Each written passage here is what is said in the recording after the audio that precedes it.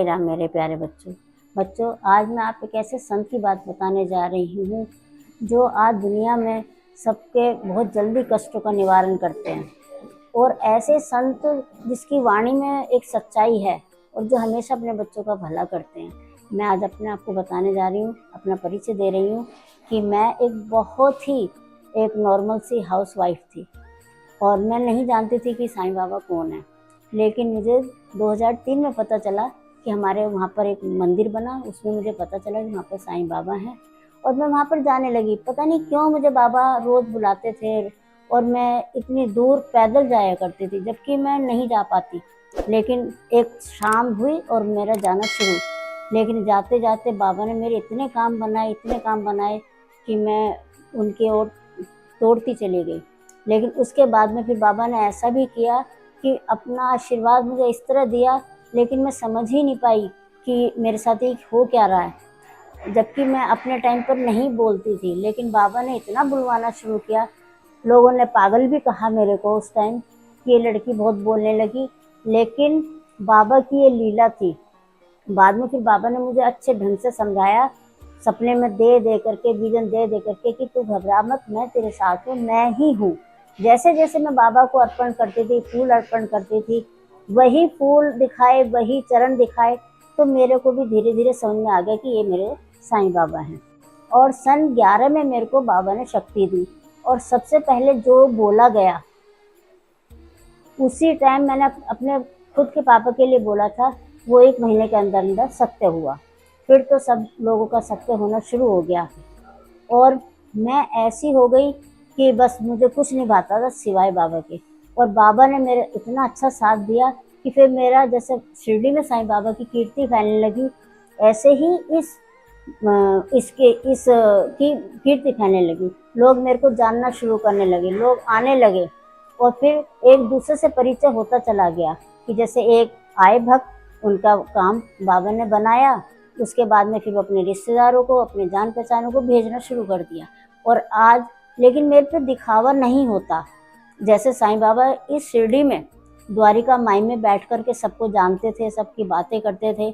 और जो नहीं होती थी, जैसे आपने साईं सच्चरित्र में सुना पढ़ा है कि बाबा बैठे रहते थे द्वारका माई में और बताते थे, श्यामा आज वहाँ पर क्या हो रहा था, किसके बारे में गर्मा गर्म बहस हो रही थी, तो वो मुझे सब ज्ञान होता है।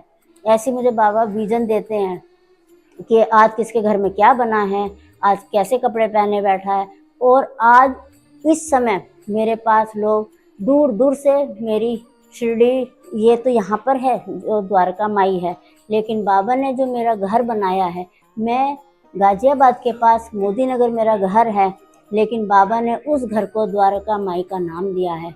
और आज उस द्वारका माई का नाम देश विदेश से लोग आते हैं और उनकी सब मनोकामना पूर्ण होती है। और वो चाहते हैं कि हम अपनी माँ को अपने पास बिठाएं, उनको अपने पास खिलाएं और उनके साथ घूमे फिरें।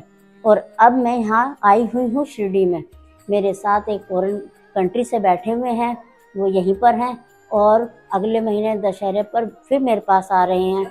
और मैं फ़ोन से ही सब लोगों के काम भी बनाती हूँ, क्योंकि इतनी दूर लोग नहीं जा पाते। लेकिन मैं आज ये बताना चाह रही हूँ अपने साईं के लिए कि साईं की महिमा अपरंपार है। उन्होंने मेरी ज़िंदगी कैसे बदल दी मुझे खुद भी नहीं पता।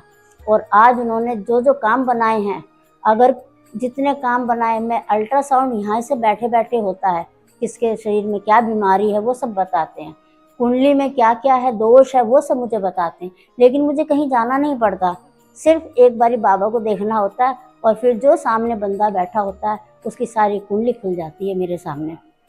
और आज मेरा इतना भाग्यशाली हूँ कि आज मैं पावन शिरडी में अपने बाबा के सामने और इस पुण्य नगरी में मैं अपना आज इंटरव्यू दे रही हूँ, जो मैं कभी नहीं सोचा भी नहीं था कि आज मेरे साथ ऐसा भी होगा।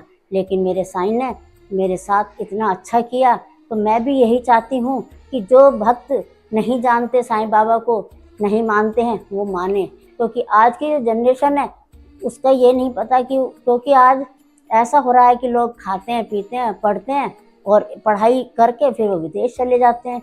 लेकिन आज उन्हें ये भी नहीं पता कि उनके पितृ कैसे हैं। और आज के दुनिया में पितृदोष बहुत चल रहा है, जो मेरे सामने लोग आते हैं।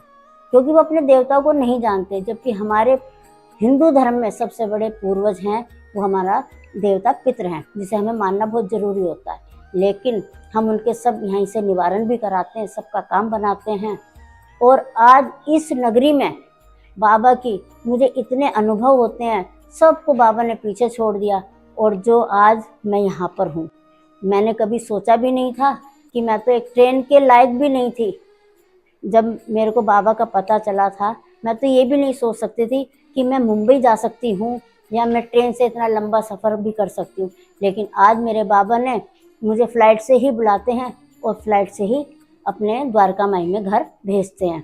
और इतने अनुभव मैं तो बयान ही नहीं कर सकती। जैसे जैसे मुझे बाबा ने अपना रूप दिखा रखा है, अपना सब कुछ, और बस ये कहते हैं तू घबरा मत, मैं तेरे साथ हूँ। ये अनुभव लोगों को भी कराते हैं। ऐसा नहीं है कि मैं आपसे बोलूँ और आपको ना पता चले। मेरे को बाबा का मैंने सब कुछ पिछला जो मेरे साथ हुआ था, आज मैं यहाँ पर जो बाबा की जो साईं चरित्र में है, सन 14 में जो बाबा ने मेरे साथ किया, जो साईं चरित्र में आपने सुना होगा कि डॉक्टर पिल्ले के जिसको असहनीय दर्द था, 7 कीड़े बाहर निकाले थे, वो मेरे द्वारा सन 14 में हुआ। ऐसे ऐसे अनुभव जो साईं चरित्र में है वो मेरे भक्तों के द्वारा यहाँ पर मैंने महसूस किया है और मैं कराती हूँ। लेकिन मैं भूल जाती हूँ क्योंकि बाबा के पास इतने भक्त आते हैं और बाबा तो सबका निवारण ही करते हैं। आज जो बच्चा इंडिया में ही है और जो बाहर जाना चाहता है और उसका कुछ भी ना हो रहा, लेकिन मेरे बाबा मेरे द्वारा उसको बाहर भी भेजते हैं। जिसकी शादी ना हो रही वो शादी भी कराते हैं। और आज मेरे पास ऐसे ऐसे भक्त हैं जिनको बच्चे भी नहीं होते, लेकिन बाबा ने 1 साल से 25 साल तक की शादी में इस दौरान बच्चे किए हैं। और जो इस द्वारका माई में माथा टेकने भी आते हैं। और आज मैं अपने आप को इतना अच्छा महसूस कर रही हूँ कि आज मैं साईं बाबा की पुण्य नगरी में बैठकर ये इतना बड़ा इंटरव्यू दे रही हूँ। तो मैं तो यही चाहूँगी कि जैसे मेरे साईं ने मेरा ज़िंदगी बदली और मुझ में इतने परिवर्तन लाए कि लोग आज मुझे पहले बाबा कहते थे, फिर कोरोना के वक्त मुझे साईं माँ का नाम दिया। और मैंने बहुत भविष्यवाणियाँ की थी क्योंकि उस टाइम में फेसबुक ये सब मेरा नहीं था। लेकिन मेरे जो भक्त मेरे से जुड़े हुए थे उनके पास मेरी ऑडियो वॉइस मैसेज ज़्यादा करती थी। जो जैसे जैसे बाबा मुझे बताते थे, दिखाते थे, वैसे वैसे ही मैं अपने भक्तों के साथ ऑडियो मैसेज भेजती थी। और वैसे ही फिर ऐसा होता था। कोरोना के वक्त मेरे साईं ने मेरे को नाम दिया साईं माँ। और साईं माँ आज इतनी बड़ी माँ बन गई है कि लोग तरसते हैं कि माँ हमारे पास आए, हमारे घर रहे। लेकिन आपको मैं ये भी बता दूं कि इस इतने दौरान में, शक्ति के दौरान में, इतने सालों के बाद भी, जैसे साईं बाबा 5 या 7 घर भिक्षा मांगते थे, मैं भी 5 और 7 घर ही किसी भक्त के घर गई हूँ। मैं आज तक इतने सालों में किसी भक्त के घर नहीं गई। ये भी एक बहुत बड़ा सच्चाई है कि ऐसे लोग तो आपको पता होगा कि दूर दूर तक चले जाते हैं, ऐसा करते हैं, लेकिन मैं वो सब नहीं कर सकती क्योंकि मेरा साईं द्वारका माई में बैठ के देश विदेश को जानता था। सब पता रहता था उसको कौन कहाँ जा रहा है, कब आना है, कब जाना है। ऐसी मुझे भी पता रहता है अपने ही द्वारका माई में बैठकर कि कौन आएगा, कौन क्या करेगा। ये सब मैं अपने भक्तों को बताती रहती हूँ। और अभी मैं ये कहना चाहूँगी कि साईं को माने और साईं की बहुत जल्दी सुनते हैं साईं की हमारी बातें। और मैं ये भी चाहूँगी कि जो भी इससे मांगता है वो कभी खाली नहीं जाता। और साईं बाबा की इतना बड़ा सच है कि जो एक जैसे वाणी कहते हैं कि जो संत की जो वाणी होती है वो ऐसी होती है कि वो कभी विफल नहीं होती। और आज मैं यहाँ पर बैठे बैठे भक्तों की गोद भी भरती हूँ, जो बाहर रहते हैं, जो नहीं आ सकते मेरे पास, तो उनको बाबा मातृत्व का सुख भी देते हैं और उनको संतान भी देते हैं। और जो बाहर नहीं जा पाता उनको बाबा बाहर भी भेजते हैं। और जिसकी शादी नहीं हो रही वो भी मेरे द्वारा कराते हैं। लेकिन भक्तों, मेरा काम ऐसा है कि जैसे इंसान के पास्ट और प्रेजेंट और फ्यूचर होता है ना, ऐसे ही मेरे साईं पास्ट आपका बताते हैं, प्रेजेंट भी आपका बताते हैं और फिर फ्यूचर साईं ही हम मेरे द्वारा कराते हैं। और जो साईं बुलवाते हैं वही ऐसा ही होता है।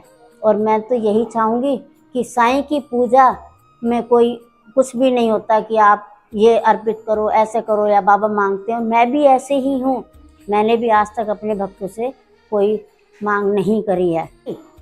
लेकिन जैसे बाबा का, हाँ, कभी कभी ऐसा भी हुआ है कि बाबा ने, जैसे आपने साईं चरित्र में सुना है कि बाबा वो 15 रुपये देना चाहता था, नहीं थे उसके पास, लेकिन बाबा ने ऐसा किया कि नहीं मेरे को चाहिए, उधार भी लिए। लेकिन मेरा ऐसा नहीं है, बाबा अपने आप मेरा सारा काम बनाते हैं और मुझे कोई आवश्यकता नहीं पड़ती।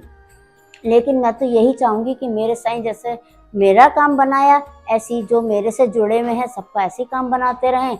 और मेरी, जैसे मैंने आज इस पर बैठी हूँ, इस मुकाम पर बैठी हूँ केवल साईं के द्वारा। जो मेरे से लोग इतनी दूर दूर से मिलने आते हैं और जिनके काम पल भर में बाबा बनाते हैं, मैं तो यही चाहूँगी कि ऐसे ही मेरे बाबा सबका काम बनाते रहें। आज मैं सबकी प्यारी साईं माँ हूँ, जो लोग मुझे साईं माँ के नाम से जानते हैं। और मैं यही चाहूँगी कि मेरा नंबर भी आपको मिले और आप फ़ोन से भी मेरे से कांटेक्ट कर सकते हैं। ऐसा नहीं है, मेरे सब भक्त बताएंगे कि मैं उनके लिए कितनी महत्वपूर्ण माँ हूँ, जो मुझे देश विदेश का हर जगह का मुझे दिखाई देता है। और इन्हीं आँखों में मेरे साईं बाबा बसते हैं और इसी हृदय में मेरे साईं बाबा मेरे अंदर विराजमान है। मुझे ना कहीं जाना पड़ता, वो सब अपने आप कर देते हैं। ना ही मुझे कुछ दिमाग लगाना पड़ता कि मैं क्या सोचूं, क्या बोलूं। नहीं, जब मैं भक्त के सामने बैठती हूँ तो भक्त की बातें अपने आप खुलती हैं मेरे सामने। सिर्फ मैं तो 2 ही बातें पूछती हूँ कि बेटा आप कहाँ से आए हैं और आपका क्या नाम है। ये 2 बातें पूछने के बाद में मुझे कोई आवश्यकता नहीं होती कि मैं उनसे कोई उनकी कहानी सुनूं। मुझे कहानी तो मेरे सर से ऊपर गुजरती है, मैं सुनती भी नहीं हूँ। और जो सुनाना भी, एक कोई बात बोलना भी चाहे तो मैं उन्हें स्टॉप कर देती हूँ कि नहीं, आप सुनाने आए हैं कि सुनने आए हैं, आप बाबा की बातों को सुनो। लेकिन मुझे इतना पता है कि जो इस साईं माँ से जुड़े हैं वो आज मेरे भक्त ऐसे ऊपर चल रहे हैं, वो एकदम बिल्कुल ऐसे रहते हैं निश्चिंत कि हमें हमारी जगत की जननी जैसे एक हमारी माँ मिल गई है। और माँ का अर्थ क्या होता है आप सभी भक्त जानते हैं। माँ एक ऐसी माँ होती है जो अपने बच्चों को चाहती है कि मेरे बच्चे उच्च शिक्षा पाएं, उच्च पद पर बैठें और सुख और शांति उन्हें मिले। तो मेरे जो भक्त हैं वो आज इस बात को अनुभव भी कर रहे हैं और जो दिल से जुड़े हुए हैं। आपने सुना है ना, जैसा भाव राजिस जन का वैसा रूप हुआ मेरे मन का। ये भाव आपको भी पैदा करना होगा। जब आप इस तरह के भाव पैदा कर देंगे तो आपके अंदर भी वही अनुभूति मिल जाएगी। ये माँ आपको सपने में भी मिलेगी और सपने में भी जाके आपके कष्ट काटेगी। लेकिन भाव बनाने पड़ते हैं और जो आज के ज़माने में नहीं है। एक होड़ चाल हम नहीं करते, जैसे आज का ज़माना होड़ चाल कर रहा है, उसने ऐसा कर दिया तो हम भी ऐसा करें। नहीं, सिर्फ अपने भाव को जगाओ, अपने अंदर अपनी शक्ति को जगाओ, अपने साईं बाबा को मनाओ। देखिए फिर साईं बाबा आपसे कैसे आपके संकट काटते हैं। जो इस माँ ने ऐसे ऐसे भी काम किए हैं कि मुर्दों को भी जिलाया है। जो डॉक्टर भी ये कह दे कि नहीं अब कुछ नहीं हो सकता या अब ये औरत माँ नहीं बन सकती, उस औरत को भी माँ बनाया है, उसे भी माँ का सुख दिया है। और जहाँ थोड़ी बहुत भी अगर गुंजाइश होती है तो ये माँ उस मुर्दे में भी जान डलवाती है। ऐसा ये मेरा मानना है और ऐसा मेरे भक्त मानते हैं। तभी जरा सा अगर किसी को कुछ भी होता है तो मेरे पास फ़ोन आ जाता है और मैं इमरजेंसी के फ़ोन ज़रूर उठाती हूँ, क्योंकि मुझे पता है कि कोई रात में या कैसे भी फ़ोन करेगा तो इमरजेंसी में ही करेगा। और भक्त मेरे से फ़ोन से भी जुड़े हुए हैं और भक्त मेरे से फेस टू फेस भी जुड़े हुए हैं। मैं यही चाहूँगी कि आपको मेरे संदेश पहुँचे और आप नहीं कुछ कर सकते तो साईं माँ से भी कांटेक्ट कर सकते हैं। ओम साई राम, ओम साई राम।